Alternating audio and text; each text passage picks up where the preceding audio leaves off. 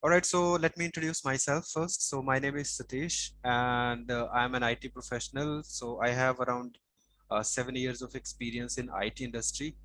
So as if I talk about my experience, I worked as a help desk, as a system admin, and as an infrastructure admin for four different companies.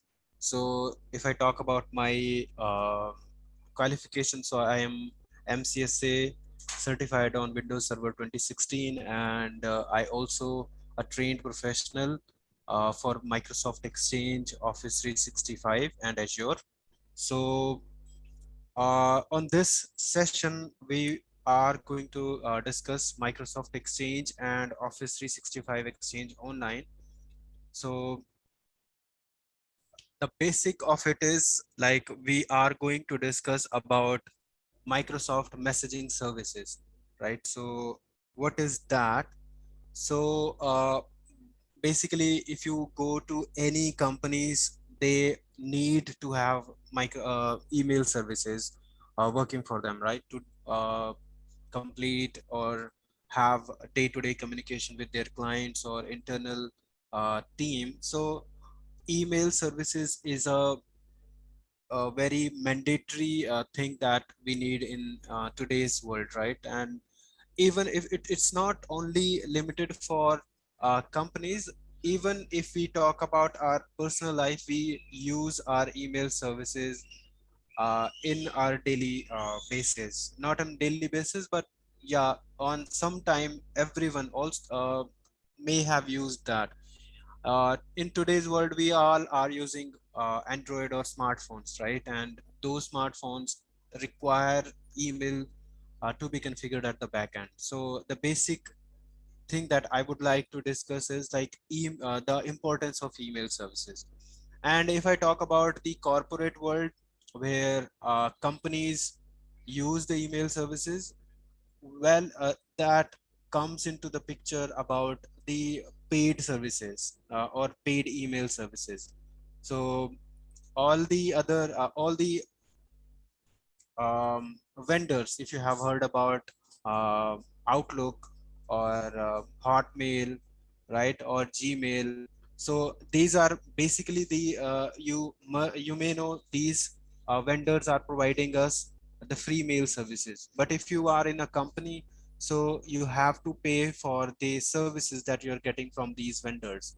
So Microsoft is one of the largest vendor or largest service provider for email services. So Microsoft is only service provider where you can have your email services hosted in your own server in your company premises, or you can use the cloud hosted email services. So if you are using the on premises, that on premises means you are getting those or hosting those emails on your own server. So let me show you how that works actually. So let's say in your company you bought a new server, right? Two servers maybe, and one server will be used for the authentication, and we call it as domain controller or Active Directory servers, right? And at the other hand, we will have a email server that is known as Exchange. So that Exchange will be installed on a server. Let's say you have Windows Server 2019, and on the other server you also will have Windows Server 2019. On the top of this server you will install Microsoft Exchange, and that Exchange server will actually work for your email and calendaring services. It's just not the email services, but it also have other facilities like email services, voicemail, and other various other services that we will take a look while we discuss in detail, right? And a lot of things will happen, and we need to use on daily basis using this Exchange server. So that is a one type of deployment, or I would say one type of way that you can use your email services. That is, you have servers and you are the sole owner of everything. You have to maintain, you have to install, you have to update, and you have to manage. You have to do basically everything for that server. No one else has any access or any control over it. But there is another options, we call it as cloud. So on the cloud, basically the vendor will actually manage those servers, right? And you will pay for the services that you will get from them. And Microsoft 365 or Office 365, these are one of the same thing. Just Microsoft has changed their name from Office 365 to Microsoft 365. It's not only email service, it's a bundle of different services. If you see on this picture, we will have a lot of other services. So Sky for Business has been replaced by Teams, but it's still being used by many companies nowadays as well. But apart from your email, you will have Word, Excel, PowerPoint, the Office application to be specific that you use on daily basis. And the Outlook is basically for the email, and OneDrive for Business will be for your cloud storage. Let's say you want to store your files on cloud, right? So in Microsoft 365 subscription, you generally get 1 terabyte of storage. So it's like huge. 1 terabyte is a huge amount of storage in cloud. So you can put your files, documents, or almost everything you can put on that drive. And the best part of it, you can actually access it for from any sort of device, be it your smartphone, be it your tablet, laptop, desktop. So you will have a variety of devices that you can use to access those services. Let's say you want to work on some Word document on a computer, and after that you want to just uh, watch or just want to access that or view that document on a smartphone or maybe in a tablet. So what you will do, you will just store that file in OneDrive, and then you can actually access that it from anywhere. And another cool feature is that you can actually share that with other people. You can create a link, you can send that link to them, and they also can access that from their devices. Also, they can use their computers, their laptop, smartphone, and smartphone also they can use Android devices, or they can use their iPhones as well. Like, there is no restriction, like only this type of device is supported. So these are two types of services that you will get, or you can actually use from Microsoft. And Microsoft is the only service provider which actually provide you on premises. On premises means, just note down this word if you haven't heard about it, but on premises means the server will be on your company environment. Let's say you have a building, and those servers will be stored or located in your building. So you will have your own internet connection, or everything else you have to buy, and after that you can actually get the services from it. So there will be only one time charge that you have to purchase the server, and you have to buy the license for Exchange server. But on the other hand side, the Microsoft 365, you can actually pay monthly, and that fee will be according to the number of users. So there will be different plans that we will discuss in later part, but uh, this is actually can be done with Microsoft only. And another type of deployment is like you can create a mixture of this, the both of these. Like you can actually deploy Exchange server, and you can have Microsoft 365 clubbed with it. So you can actually enjoy benefit of both of these. So that is called hybrid deployment. Let me look. So you guys can hear me, right?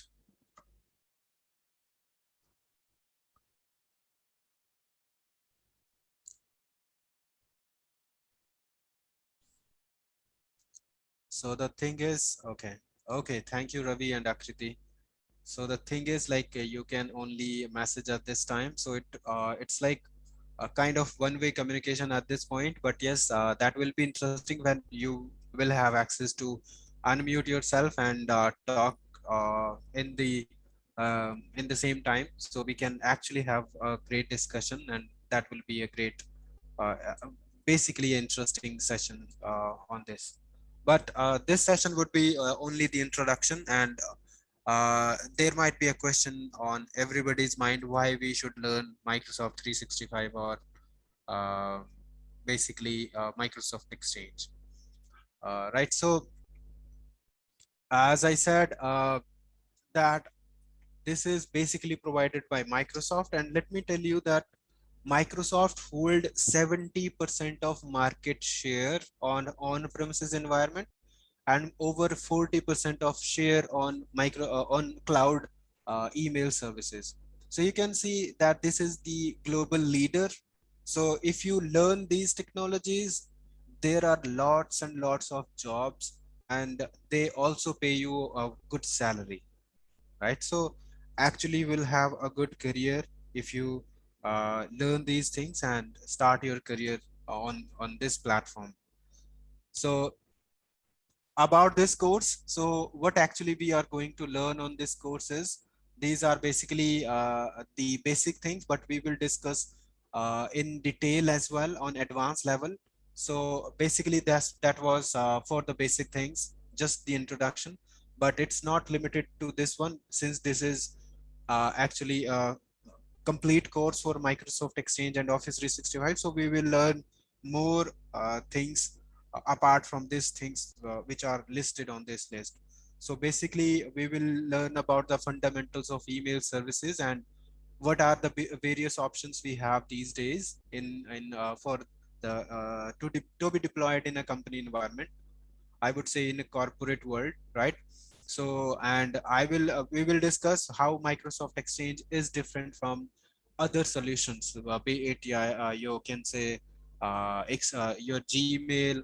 Gmail is the biggest competitor for Microsoft, but there are other vendors as well. Uh, a lot of them are there, but Microsoft Exchange and Gmail are the leaders, and Microsoft Exchange itself is the global leader in it. So we will take a look about the history of Exchange servers. This will be a session so that you can understand how long Microsoft Exchange is in the market and how it has changed over the time.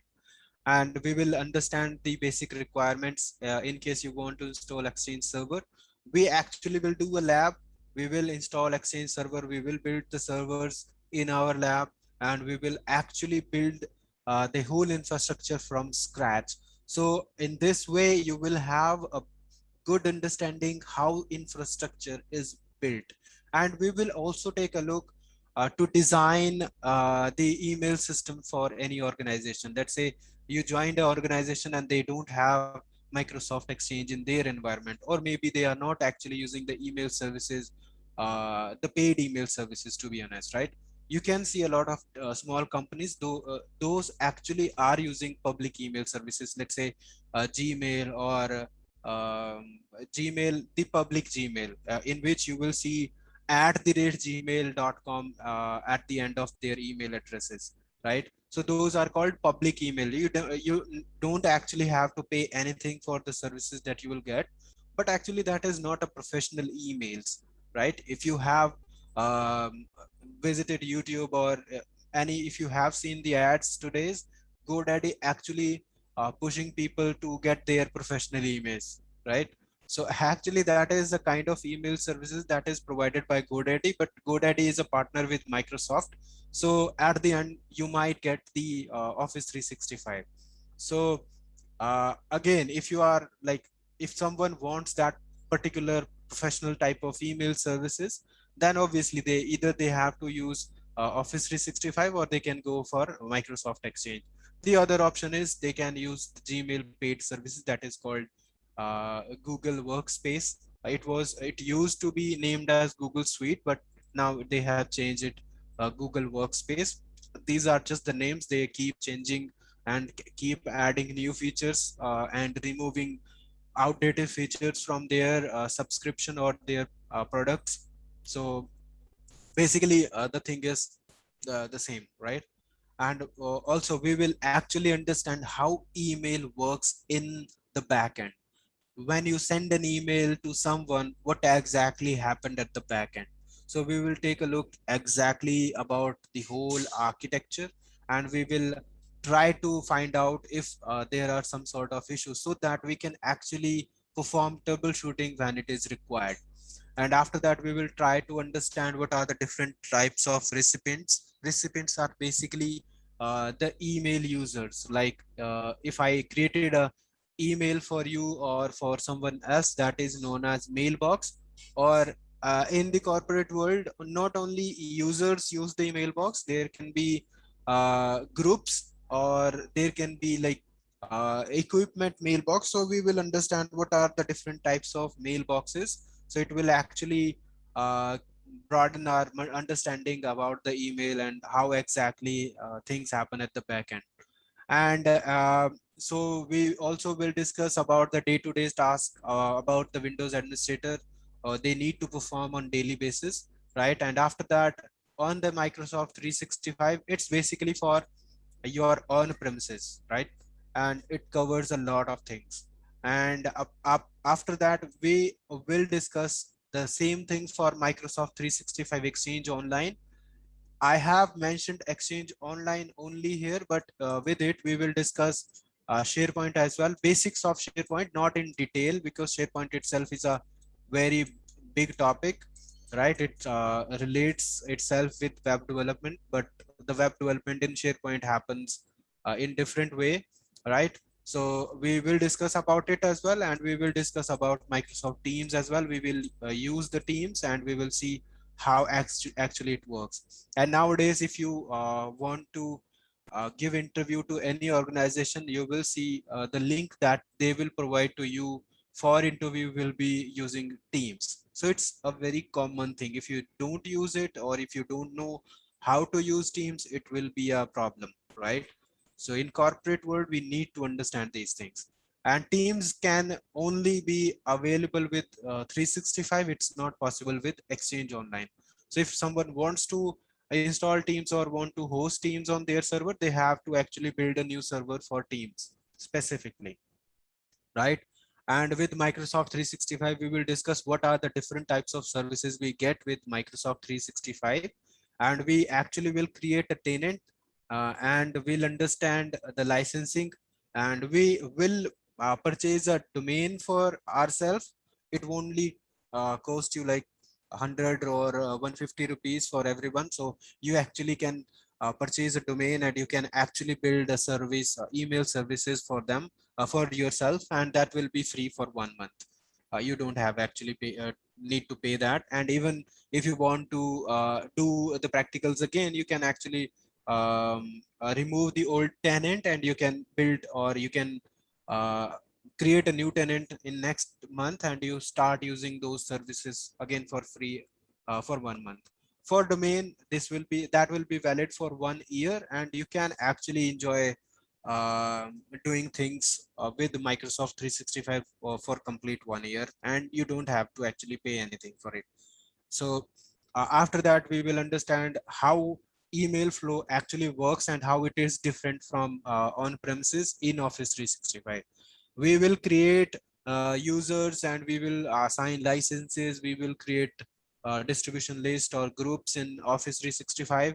And we also will take a look about Azure Active Directory, and we will take a look basics of Azure, not entire Azure, but we will take a look what actually Azure is and how that looks like, right? So the main part will be Azure Active Directory. So since you buy, or you get the Microsoft 365 tenant, you actually get Azure Active Directory free of cost with it.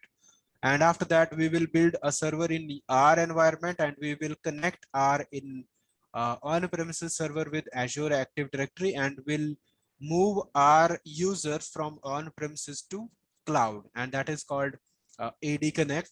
And also we will try to build the hybrid environment. So hybrid is actually not mentioned in this slide or in this topic, but actually we will discuss about hybrid, and we will perform the basics of hybrid and how actually hybrid deployment it can be done, right? And after completing this course, you will be able to understand, and you will be having good knowledge of Microsoft Exchange on premises and Exchange Online. Like in case you applied for a job and they require you to have knowledge of exchange, so you can actually uh, write down on your CV and you can actually crack the interview they for the answer questions they actually will ask from you. And after that, as I said, you will create an environment for yourself and you can play with it as long as you want. And after that, you will be able to perform L1 troubleshooting with Microsoft 365 environment. And if you already are working or you want to increase your knowledge, you just can add that and you will have extra responsibilities added to your CV, and you can actually apply for a better job and you can actually get a good salary after it. And trust me, salaries in Microsoft 365 or Exchange Online, after 1 year of experience, you can actually get a good amount of salary. And there are big brands who actually ask you to join for Microsoft 365. They actually mention Microsoft 365 or Exchange specifically on their requirement. So if you have that on your resume and you actually have the knowledge of it, you actually can go and you can actually get that job, right? So you will have a good future in it. That's perfectly sure. So let me give you a introduction about the exchange. Actually, we have Microsoft 365 tenant as well. Give me a moment. All right. So just for the introduction, let me show you how Microsoft 365 tenant looks like. So this is the Microsoft 365 Admin Center. So I'm just showing you the basics of it, how it looks like and how all things we can actually do. So I created that tenant, I guess 1.5 months back. It's still working. However, the free license is valid for 1 month only. So after that, you can actually remove yourself from it and you can actually build a new tenant and you can start playing with it for 1 month again, right?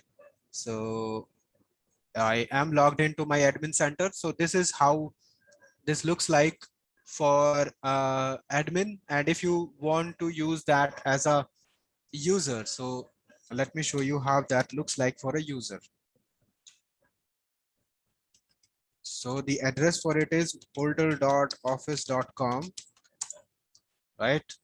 So this is how it looks like for a normal user. Like you are not an admin, but this will look like for you. So you can actually use Word, Excel, PowerPoint, and this is the Outlook, as I said. So in Outlook, this will look like your email service. This is your email. So in this, actually, if you use Outlook, the free version, that looks almost the same, but the thing, give me a moment.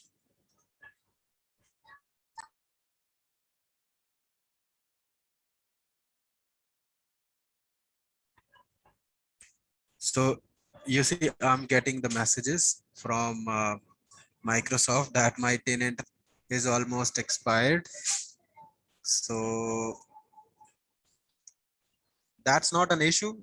We can actually build a new tenant while we start working on it, right? So we actually will create a new tenant and I will help you guys to create a new tenant and start playing with it.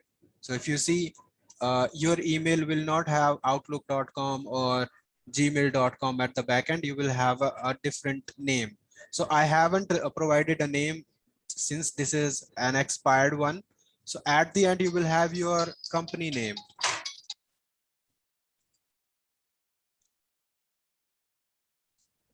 Right. Give me a moment.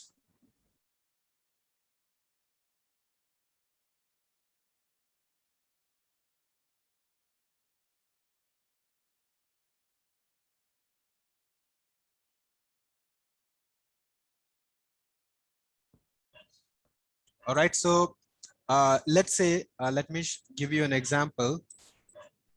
So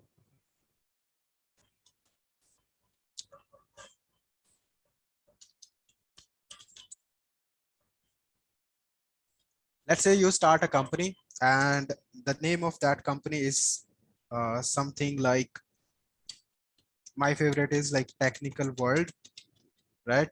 And I name it as Technical World IT Solutions, right? Or it can be networkings.com.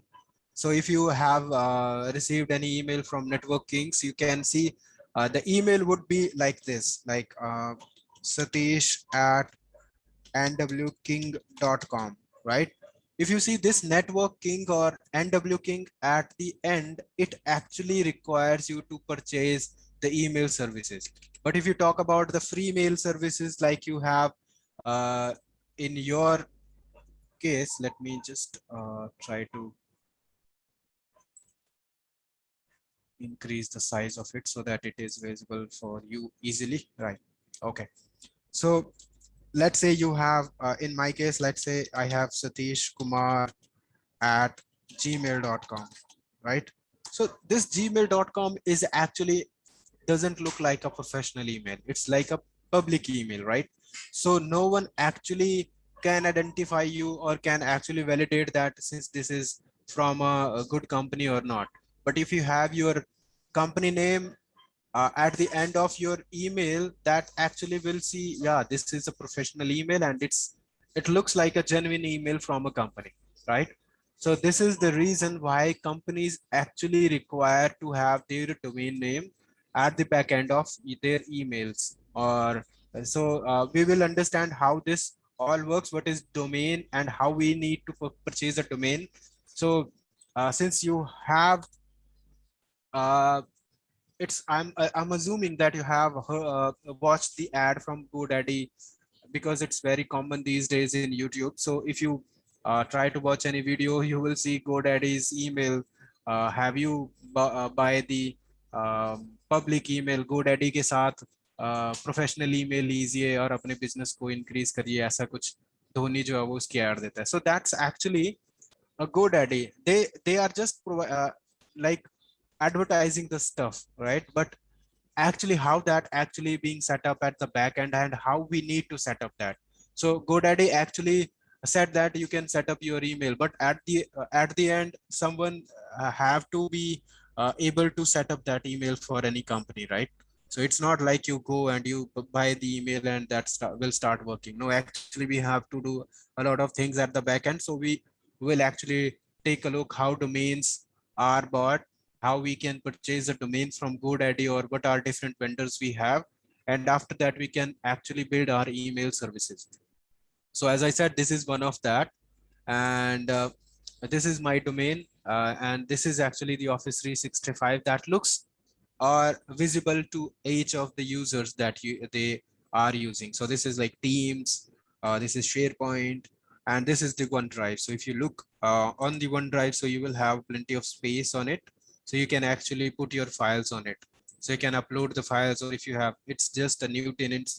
I haven't uh, copied any file to it, but you can actually will have 1 TB of storage on this. In even if this trial you are using the trial version, you still will have 1 TB of storage with it. And in at the other hand, you will have access to Word, Excel, and PowerPoint. So if you have a higher end of license, you can actually install these application on your desktop or any device that you have. But in case you have only online type of license, you still can use those applications. So this actually looks like the same Word or Excel that you use on your system. But the thing is, this will be the latest version. Whatever latest version Microsoft has introduced till date, you will get the latest version on this subscription. So that is the beauty of Microsoft 365. And you also have other options. So it's just not limited to these. There are plenty of other applications that you can actually get. But since this is a free trial, so you, I'm not sure that, yeah, even my tenant is expired, but still I have these applications available. You see, bookings, calendar, list, analytics, OneNote, people, there are different Power Automate, Power Apps. These are project. uh, Visio is not listed here. I think Visio is actually a part of higher end license. So this is the second top license that we have, that is called E3. So if you have E5 license, you will have more number of license applications available for you. So that is user point of view, how that looks like to a user, but how that looks like for an admin is this one. So you will have different set of user. You can actually see what are the different users you have in your environment, right? So you can actually create a user, you can delete user, you can do whatever you want with these users. And apart from that, you can actually go to your exchange and you can play with your exchange server. So the on-premises exchange and this one have plenty of similarities, or I would say they are actually same. Just few things are available with online version, and there are few things which are actually available with the on-premises with on service on premises server only. So like you have recipients, you can actually create mailboxes, you can create groups, you can create resources, contacts, shared mailboxes, migration. We can actually do this migration, right? We will do that with hybrid one. And after this migration is not limited for this. Actually we can do a different sort of migrations, right? Microsoft migrate to Exchange Online or migrate from Exchange Online. So you have different options here, and this is for the hybrid setup. So with hybrid we can actually deploy or combine both of our services, like your Microsoft 365 and your Exchange on premises. So I also have Exchange in my environment. You can see I have two servers, two machines, the client machines here. So let me just start both of these servers and let me show you how that looks like actually. So both of these servers are actually built with Windows Server 2019, right? So let's power them on, and meanwhile I was showing you these things, and this is the mail flow thing where you can actually trace the emails, right? And we actually will take a look how to trace an email. Let's say in your environment one user call you, and that user will say, I have sent that email to that particular person, but that person is saying that he haven't received that email. So what could be the issue? So it's your responsibility, since you are admin for that company. So you have to actually find out what exactly happened with that email. So with that email, you can actually come here and you can find out how and what exactly happened with that email. So we will understand and we'll learn about that as well, how to trace the emails, right? And there are other things. It's apart from this admin center, there are other things which we can actually do. So we can actually manage this Exchange Online from PowerShell. So if you haven't heard about PowerShell, PowerShell is, I would say, for everyone, that PowerShell is actually the advanced version of command prompt. So command prompt has limited functionalities, but PowerShell is actually, as the name as PowerShell, it's actually have infinite possibilities. You can actually create scripts, or you can do a lot of different things with PowerShell. So we actually can manage this whole Office 365 from our PowerShell. And we will take a look about that as well. We will learn how to manage this Exchange on premises and Exchange online from PowerShell, right? So that's another thing. And this capability, like you manage the Office 365 or your email services from your server or from your desktop using PowerShell or command, actually possible with Exchange only.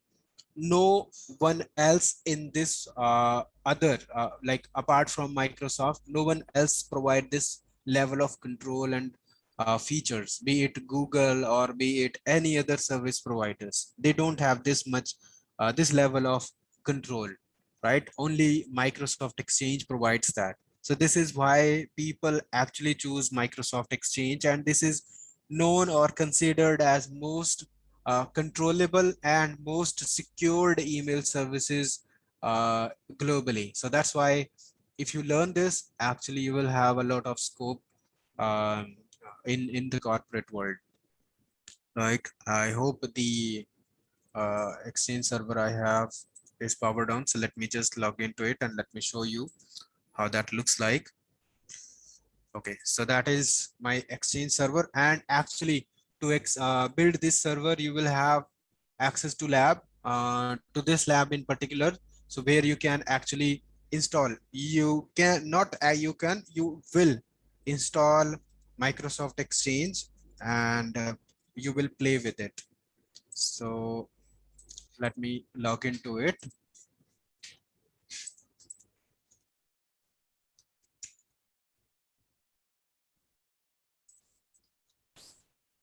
So I hope I have given right.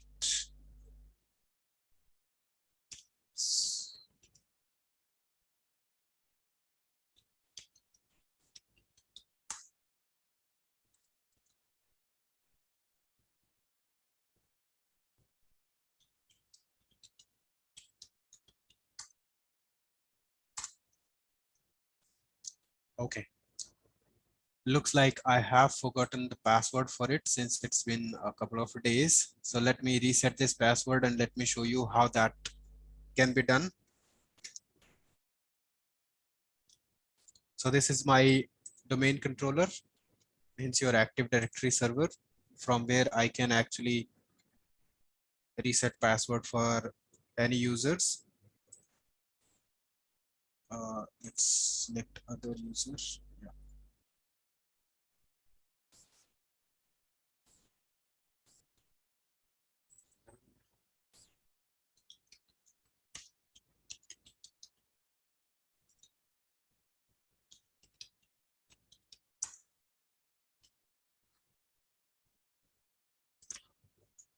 See, I was not able to log into this using my account. So let me reset the password for my account and let's see.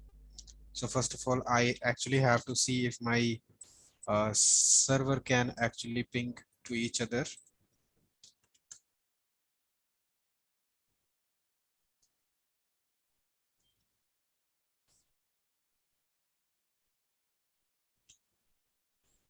So for this, I will also guide you how to install Active Directory, because Active Directory or domain controller is the primary thing for Exchange server. Without Active Directory, Exchange server cannot work, right? So let's see. It's running a little bit slow. Okay. So you see that, let me see what is the name of my server. Okay. So I will have servers on this one. So let me just ping to this server. So the name of server I have given is Exchange 01.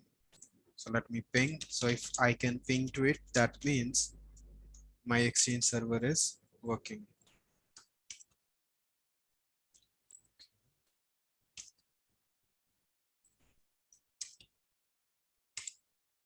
Okay, I can actually ping to it. So let me find out how you can reset the password for any user. You can just go here. You can just look for the user. Let's say I'm trying to reset password for Satish. It's my name, right? And then just go to reset password. So I don't want to change my password at next login. So I change the password like this. Let me.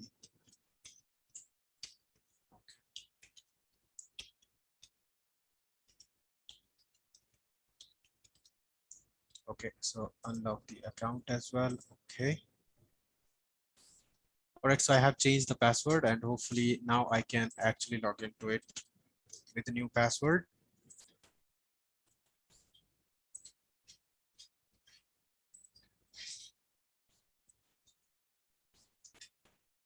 it's a little bit tricky that you have to actually use Control Alt Shift.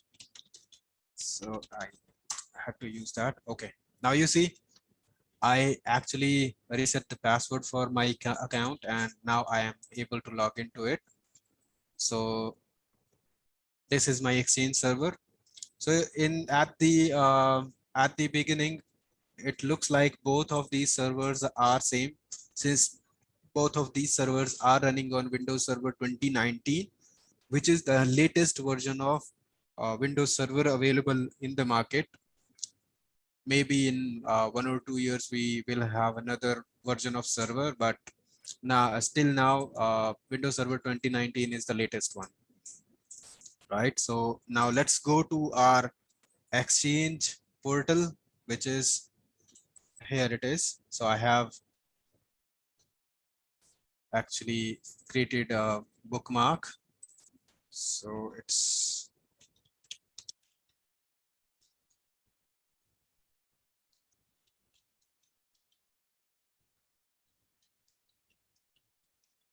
okay.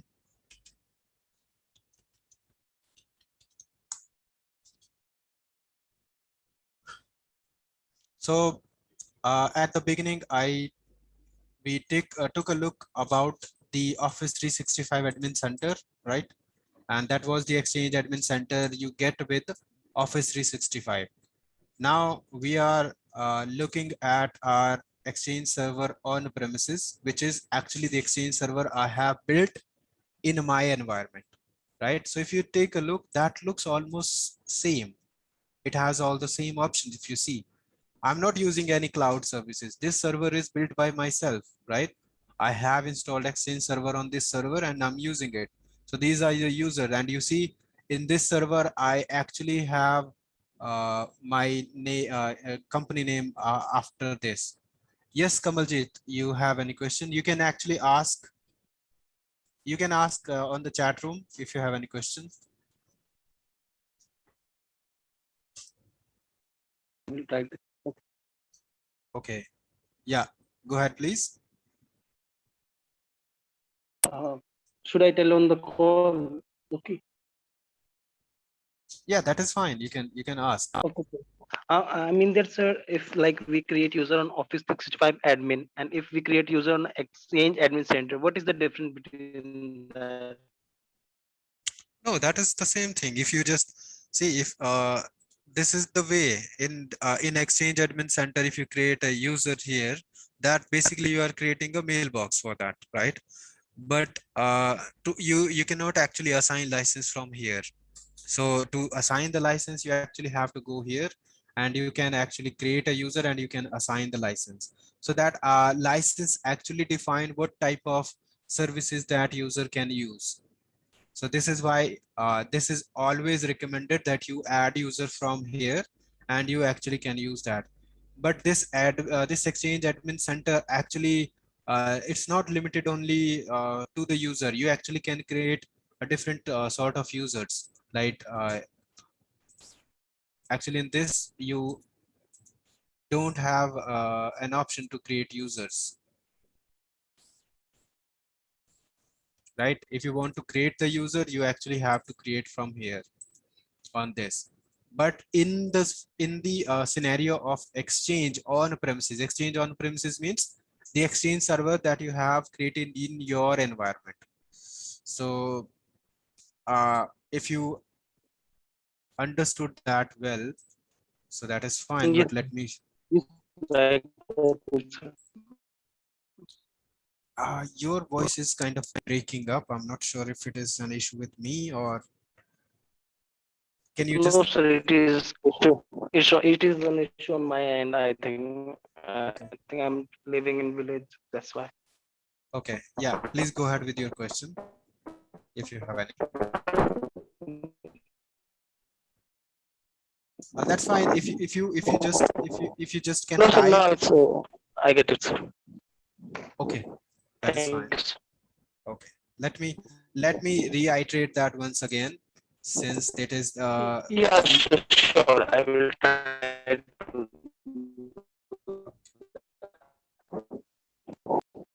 Okay, okay. You can mute yourself since your voice is kind of breaking up. So in case you have any question, guys, you can simply ask on the chat room. That will be more interesting or two-way communication with between us. So that will make this session more interesting, right?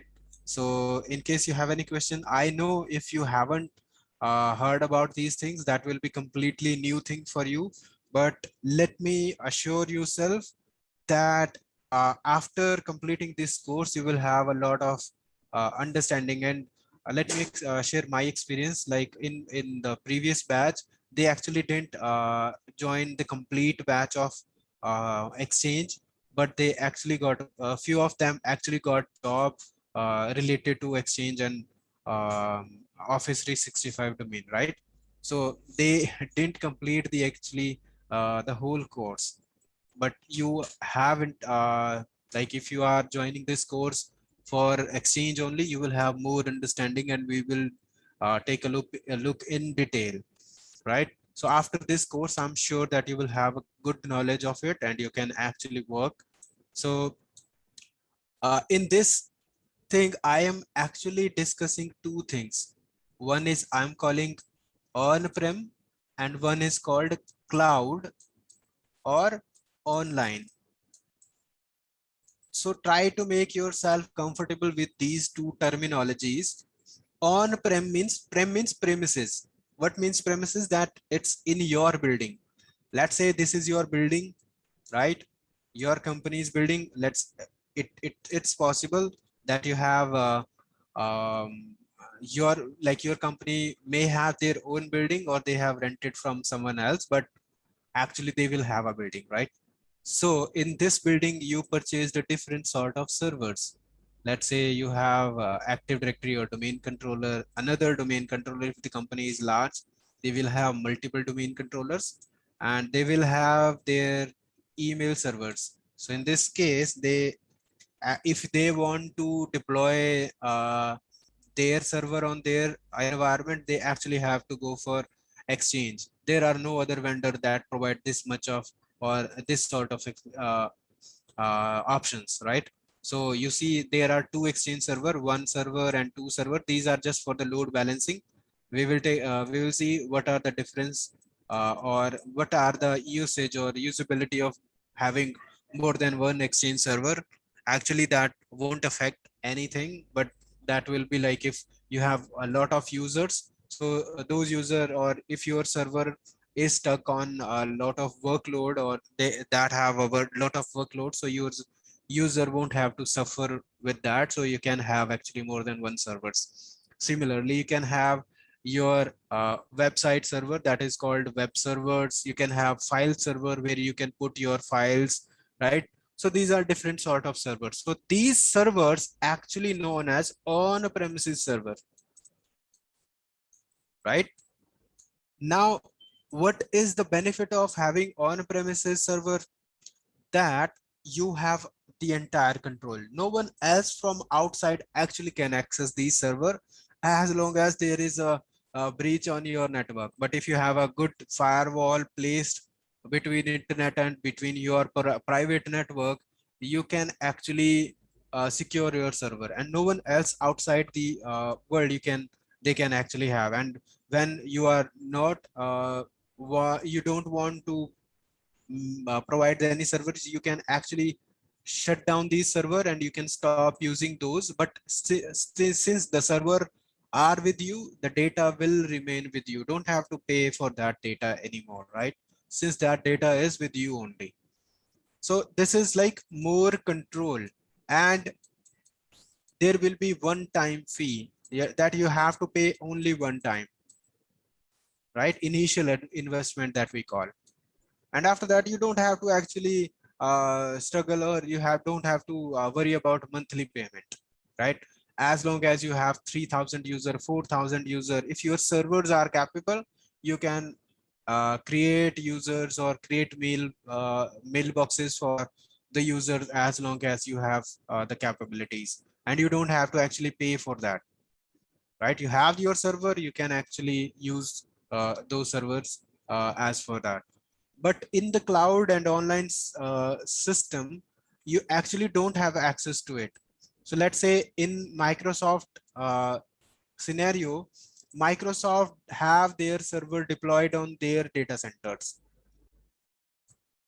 There might be in Bangalore, there might be in Pune, there might be possibilities that they are deployed in some other region, maybe in US, maybe in Australia, or maybe in Canada. There are different locations. I think they have around 60 locations in total. So it's quite possible that these data center, these servers are located somewhere, and you actually don't know where those servers are. You can ask Microsoft, but actually for a general user, you don't have to know, or you don't have the knowledge where those servers are actually located. Since these servers are with Microsoft, right? So the Microsoft have control over those servers. If they want, they can actually look into the data. Actually, they have a privacy license with you, that they cannot actually share your data with anyone else, or even they cannot actually access that, right? These are the legal terms that they have to sign with the users or the end users, but still those servers are with them, right?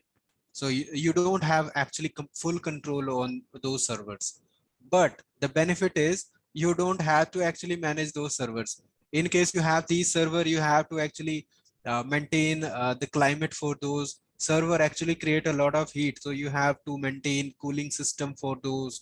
You have to pay electricity bill, you have to pay internet access bill as well. For running those servers, you need to have a static IP, and static IP is not a free IP, or it's not like you purchase 1,000 rupees internet connection and you will get this static IP. No, you actually have to pay lakhs of rupees to get static IP and good internet connection that actually can have access to the servers. So that internet cost itself is a very much. And after that, you have to buy, you have to pay electricity bill. Your server will be running 24/7, right? And for, to running those servers 24/7, you actually have to pay a lot of electricity bill, right? And along with that, that's just the monthly investment, or I would say monthly bill that you that's defined. But in case this server goes down, or this server went down or get faulty, you may have to purchase a new server again, like you have to invest again, right? But in this case, no worries, you are not actually bound to pay anything.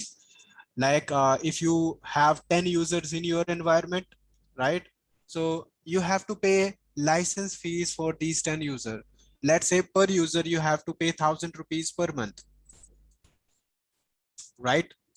That's a general scenario I'm talking about. So let's say you have to pay 1,000 rupees per month, so you actually have to pay 10,000 per month for your 10 users, and you actually can enjoy all the services and all the benefits that you are enjoying here. You don't have to actually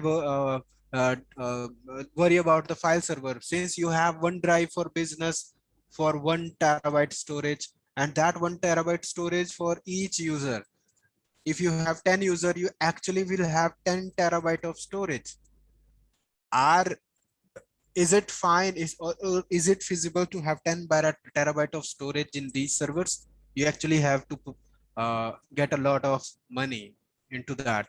If you talk about 1 TB of hard drive, if that 1 TB of hard drive costs you 5,000 rupees, so to get 10 TB of storage, you actually have to invest 50,000 rupees, right? And in this case, just for that storage, you can actually get all the services for 5 months, right? And along with that, you can actually have another features like Word, Excel, PowerPoint, Teams, Exchange Online email services, and all of that. And Microsoft claimed that you actually will get 99.9 or 99.5% of uptime for the whole year. Like if their data center goes down, or if their server went wrong, anything went wrong with their server, it's not in your issues. You just need to pay for the service. If their server went down for one whole day, actually they will reimburse this license fee for for that one day. So it's always benefit for a user. And another benefit, you don't have to actually manage those servers. Let's say you install Windows Server 2019 on these servers, you actually have to update those servers on a monthly basis. It is required. Windows Server asks you to update those servers on monthly basis, right? So in this case, you actually don't have to worry about that as well. You just pay 1,000 rupees per month fee to Microsoft, and you buy the service and you enjoy the services. And it's not like you have to pay a big amount at the same time. You just can pay on monthly basis. So this is the beauty of cloud hosted environment. So this is the difference between on premises and cloud. So I think this actually clarifies what is the difference between on premises and what is the uh, benefit of it, or what is the benefit of a cloud hosted environment. But another thing is, like, if you have 10,000 users in your environment, right? To pay 10 fee license fee for 10,000 will have actually a lot of burden. For in that case, you actually can buy the server and you actually hire a IT admin, and that IT admin can actually manage those servers. So that will reduce the cost in this way where the number of users are more. So if you have like 100 or 500, or if you calculate as per my calculation, if you have less than 2,000 users, then Microsoft 365 is beneficial. But if you have more than 2,000 user, on premises environment is beneficial. So that is up to the environment or up to the company, what type of company you will be working with, or what their goal is actually, whether they want to invest on infrastructure or they not. So they can actually deploy according to that, but they have both the option, and both the option works similarly, right? So that was the difference I was talking about. Okay, my server got locked again. So let me just unlock it.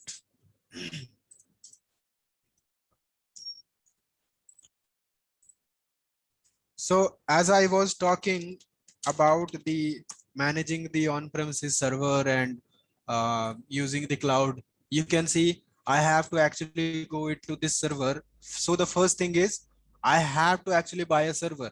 I have to buy Windows Server 2019 license. I have to install that. And after that, I have to purchase Microsoft Exchange from Microsoft. It's not like cheap. It will cost you thousands of dollars, not thousands of rupees, thousands of dollars. I think the cost of Exchange server is somewhere around $6,000. So you have to actually spend $6,000 for your just for the license. And if I talk about the physical server, you have to maybe invest more than that. So this is the initial investment that you have to do in case you want to deploy Exchange server in your environment. So this is, you can see I have the Exchange server with me, and I can actually manage it from here. So in your Exchange server, you can actually create user from it. Either you can create a user mailbox or linked mailbox. We will discuss about what linked mailbox is, or what user mailbox in our later part. But you can see, if I go to user mailbox, I can actually create a user mailbox. Let's say I create a new user, and I'm creating that for Ravi, right? Let's say Ravi. And as I said, the last name is Singh, right? So I decided to have the username as Ravi Singh,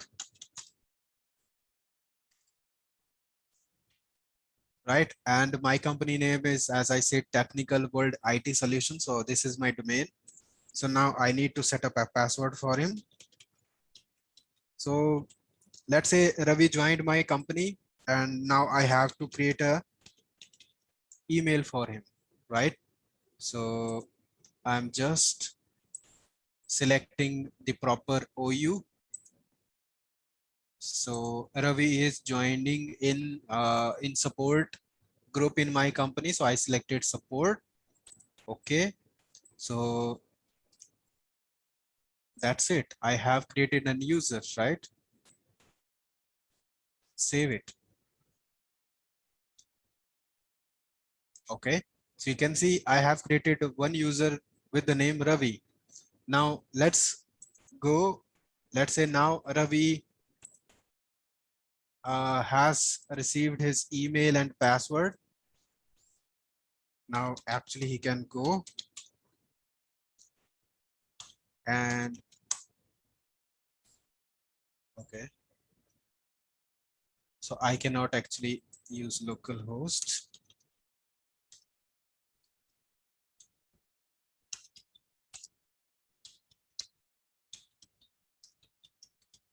You see, I'm actually using the name. Okay. So within this Exchange server, I cannot actually use that. So let's go to my server. Here, this is my domain controller. In case of this server, since I haven't powered on my client machine, that is Windows 7.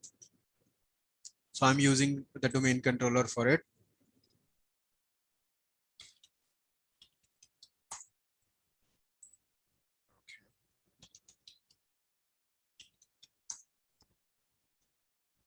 All right, so let's go to Google Chrome and let's access the email for Ravi, right? So the email is mail.twitsol.online and there will be over after this. Why this is happening?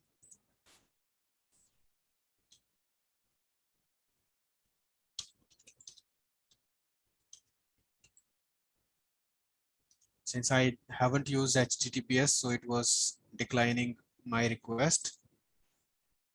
So this will be the thing which will be something visible to the user. So now he have to actually enter his email ID, which we have created or given to him, like Ravi Singh at twitsol.online in our case. And after that, I have to give the password or enter the password, which is provided by the admins. Now see, I created user, I created a mailbox, I created user and I typed in the password for Ravi, right? So that was the role of admin. Since you are learning this course, so you will be working as admin and this will be one of your, uh, a part of your job to create a new user account for any new hire, right? So let's say Ravi, as I said, Ravi joined in our company. So as I am the admin, so I have created a email ID for him. So now Ravi went to his computer and he just went to this website. And after that, he entered the username and the password, which I have given to him. And now he can actually set his email for himself. Since this is for the first time, so it will ask you to provide the location. So in our case, we actually have to provide English India. Okay. And time zone I can set. I need to see where is Delhi. Okay, that is, and save it.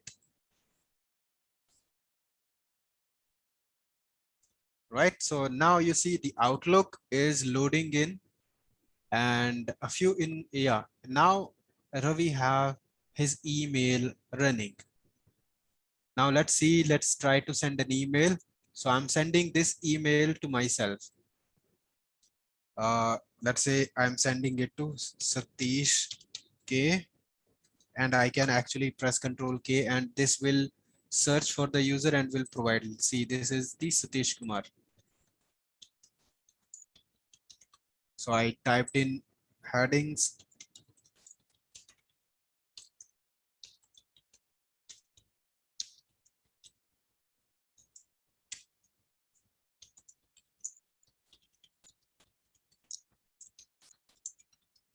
Okay.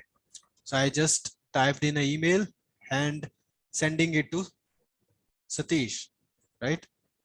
I'm working as a Ravi right now.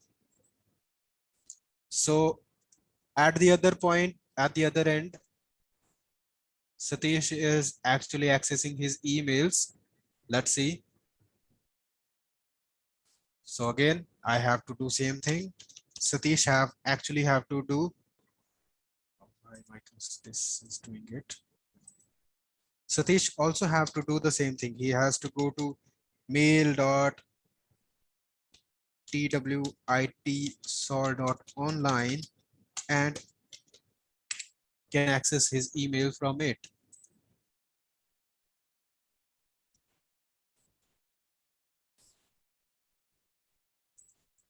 Right. So Satish K at twitsol.online.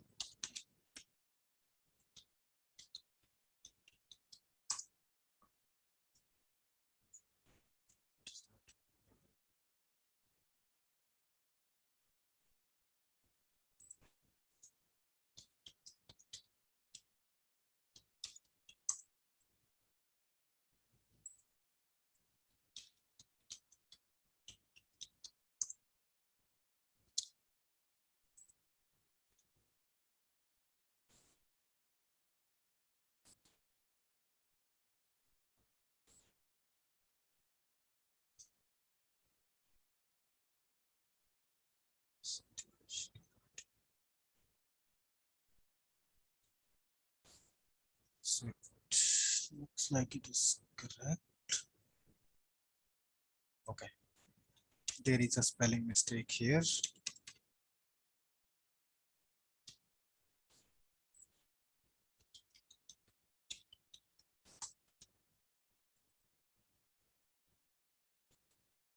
All right. You see, I have received an email from Ravi.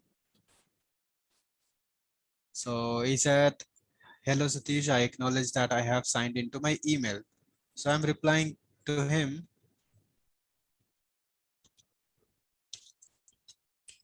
Hi Ravi, welcome to TWIT Sol. And I send it. Now you see, I have received an email at the other end. See, isn't it beautiful? Like we have built our own server and we are just playing emails and emails. So you actually can do that for any organization. After doing all these things, you can actually build a server for any organization and you can have your email service running, right? So this is how on-premises Exchange server work, right? So I just showed you how we can actually create users in Exchange and how we can actually send email to each others, right? So if this Exchange server is not working, I won't be able to send email. So if I shut down this server, I will stop getting this page that you are getting here, right? So this is the on-premises Exchange, and this is the cloud version of your Exchange that is called Microsoft 365. So apart from that, you will have SharePoint where you can actually go to SharePoint and you can create website. So I think we had created a website in our previous session and I hope that is still working. Let me see. Where is that? Okay, I have sites, active sites. Okay, so actually we created one site in our previous session. So that is here. So let me just open it.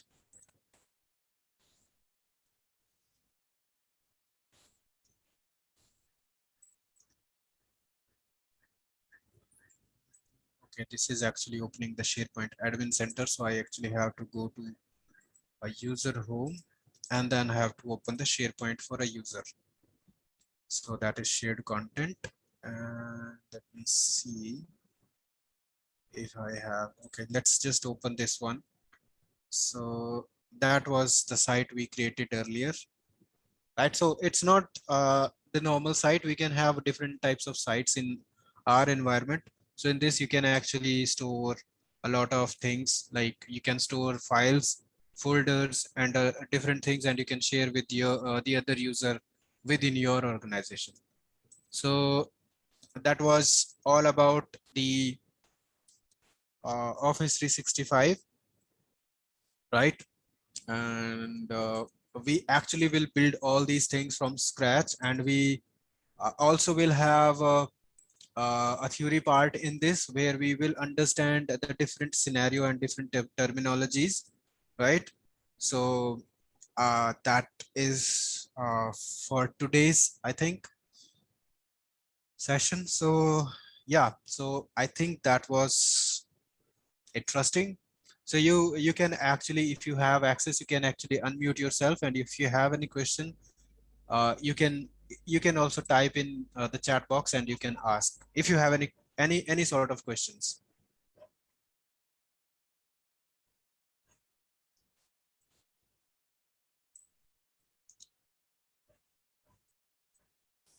Akriti, Kamaljeet, Ravi, any question from you?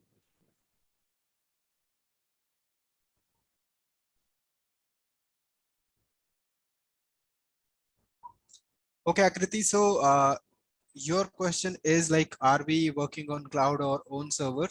See, this course is actually made for uh, and will cover both of the things, where we will build our own server, that is, I said, will be is known as Exchange on premises. So we will build our own server, right? So don't worry, you don't have to worry about that. You don't have any server or you don't have that much of powerful computer. So as I said, you will have access to the lab that is provided by Networkings.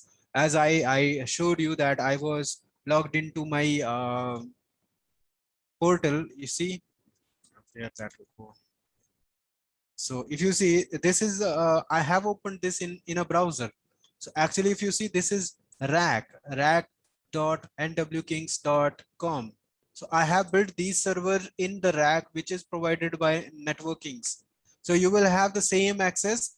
In this, you will actually build the server by yourself, and you don't have to worry about whether you have a server or you don't have a powerful computer yourself. So the people who actually have a computer with at least 16 GB of RAM, I'm, I'm talking about 16 GB, not less than that. If you have 16 GB of RAM in your computer, you can actually build the server for yourself in your computer. But if you don't have, don't worry. Networkings have provided lab, so you can do whatever you want on these servers. And on the other hand, the Office 365 is related to cloud. So we will build the cloud as well, and that will be free for 1 month. You can actually play with the actual environment. Hope I answered your question.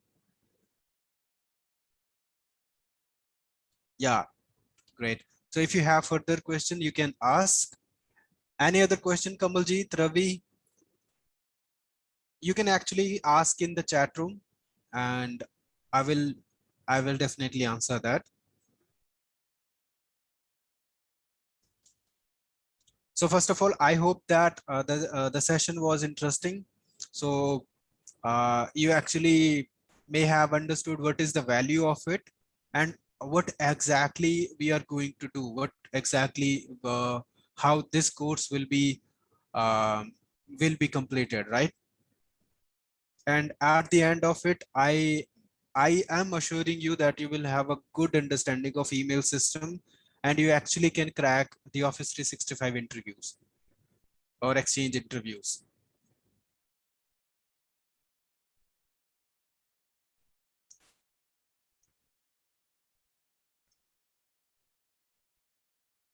Any further questions from anyone?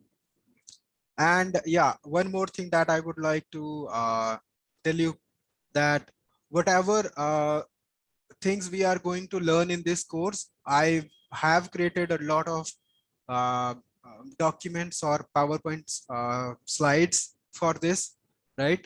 So actually, I will share those live slides at the end of each session. Let's say on the first day, we understand discussed about different email service providers, right? Or what are how actually the email works. So at the end of that session, you will have this recording available with you. You can go and you can actually watch those sessions. Yeah. Okay, Kamaljit. So let me show you one more thing at this point. So we discussed what is the benefit of exchange, right? That was just an introduction. We actually will cover all the things in detail. So I just we discussed only what we are going to discuss or cover in this course, right? So this type of slides I have created many depending upon the topics that we are going to cover. So at the end of each session, I will be sharing those PowerPoint slide with you guys so that you can have documents handy every time whenever you want to learn or you want to revise. And apart from that, you will have the recorded session available with you. I'm not sure that will be valid for how much month, but you actually will have that available. So let me tell you in my case, when I was, see, I never attended that online sessions, this type of sessions. So I used to get the training from centers where I used to, we had to discussion with the trainer face to face, right? So that was fine. Like we have people that we can see, right? We can sit on a on a premises and then we can discuss all those things. Learning was almost the same, but the disadvantage is that if I have um, like forgot any sort of topic, I don't have actually any sort of recording or anything. Whatever discussed yesterday, that gone, right? Either that trainer have to discuss that again, or if I have to create the notes for that, and actually I can go through that and can actually revise myself.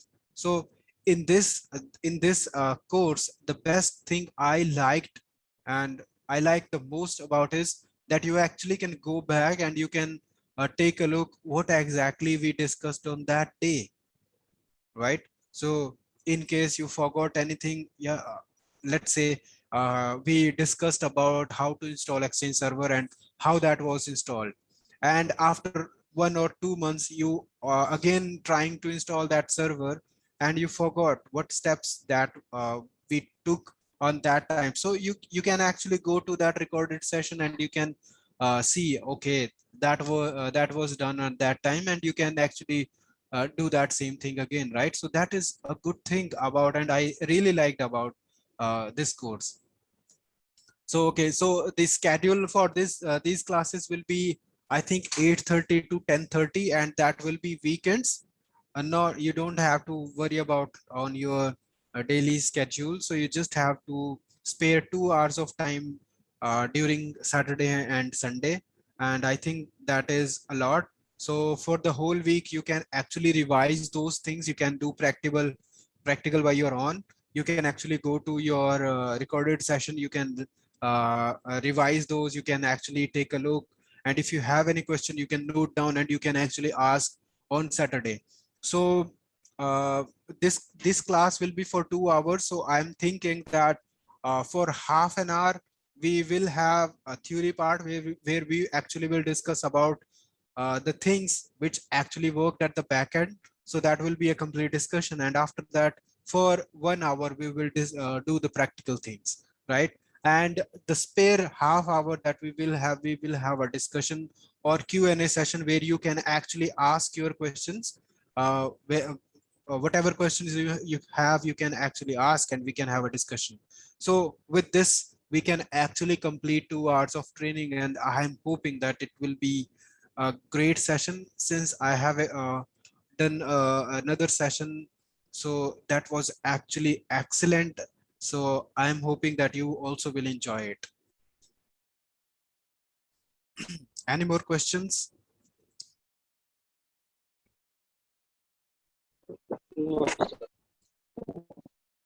Great. All right, so I think that is good for today, since that was just an introduction. And I'm hoping, I have to see whether we will start from tomorrow or from next week. I'm not exactly sure. So we are waiting to have a few more students. If we have, then we can have a good team, and we actually can see if we have a number of peoples, then they will have different questions. It's quite possible Akriti missed something, or Kamaljit missed something, Ravi missed something, and there is another person who noticed and he asked that question. And after that, that question answered by me, or I searched and I answered that question. We looked for that answer, and that actually will clarifies doubt for you as well. So means if you have a good team, a big team, then it will be a good discussion. Like that will have a lot of minds working together, and they can actually have a good discussion, a different point of views regarding any topic. And yeah.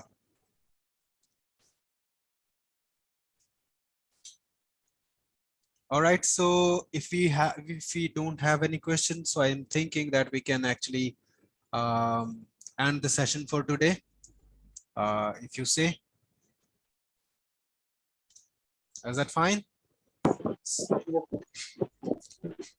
All right, great. And let's see you next day, maybe tomorrow or next Saturday, right?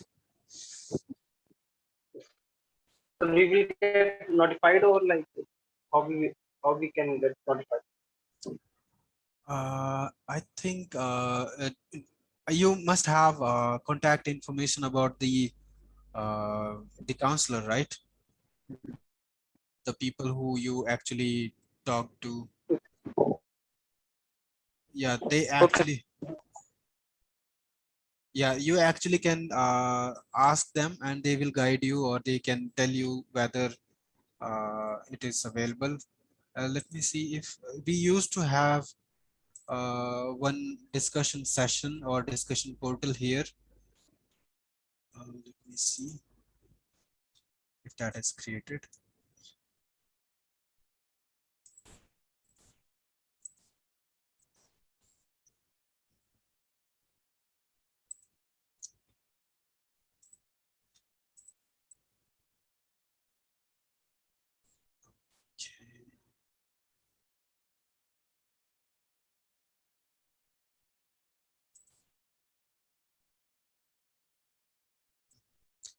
I don't think that this is assigned to my account. So if I look at my courses, you actually can go, you must have this course added to your account. So if you go, you can actually have this sort of course, uh, MCSC Windows Server. Uh, this is another course which I will be starting. So like this one, right? This actually was a previous session. So in this, you can actually go to the course discussion, and you can actually ask your questions in here. See, these were the question asked by the previous students. Whatever issues they come across, they asked in this portal. Okay.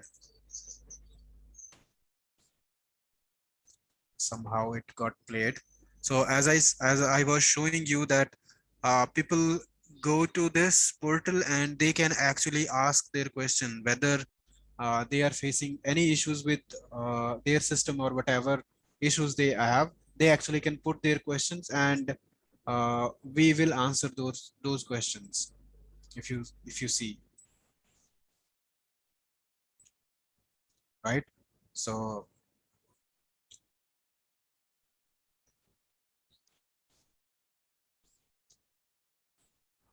let me just see, he was facing some issues with text records.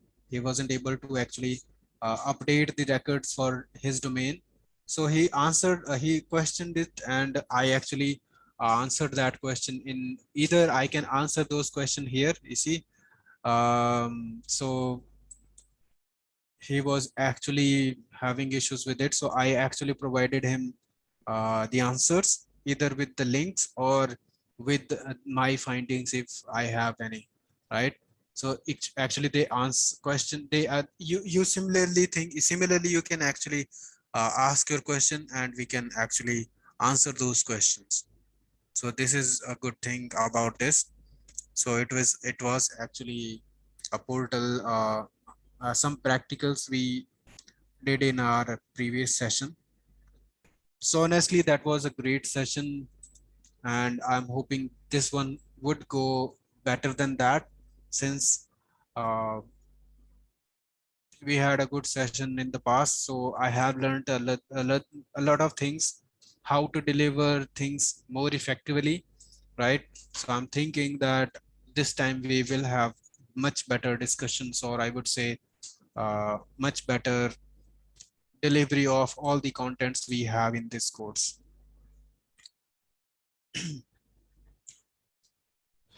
All right, so if we don't have anything, so I think we can just stop the recording. And yeah, let me stop sharing my screen and let me stop the recording.